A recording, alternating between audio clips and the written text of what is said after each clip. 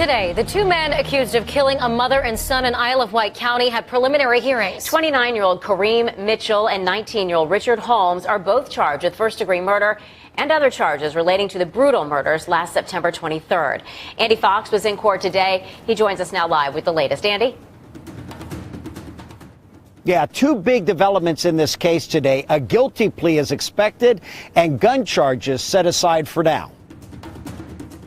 Back in September, it was clear Kareem Mitchell had admitted to the killings. I see a tear in your eye. There's a few tears in my eyes, Andy. I regret this for the rest of my life. Today, Mitchell waived his preliminary hearing because he's pleading guilty to first-degree murder, sparing him the death penalty. He admits to what is in the criminal complaint, that he kicked in Nancy and Kenneth Starnes' front door, went to Kenneth's bedroom, shot him. He heard Nancy calling out, went to her bedroom, says he snapped and shot her too. A family member had heard enough, couldn't take any more, and left the courtroom. Mitchell back in September. Is there anything you want to say to the family? I'm terribly sorry.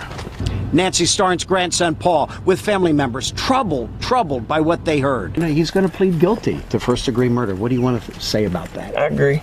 With Mitchell's eventual guilty plea, gun charges against Richard Holmes were null pros. The judge refused to drop the murder charges against Holmes from first to second-degree murder. His attorney told us he plans to plead not guilty to all charges. We asked Commonwealth's attorney Georgette Phillips about null prosing the gun charges.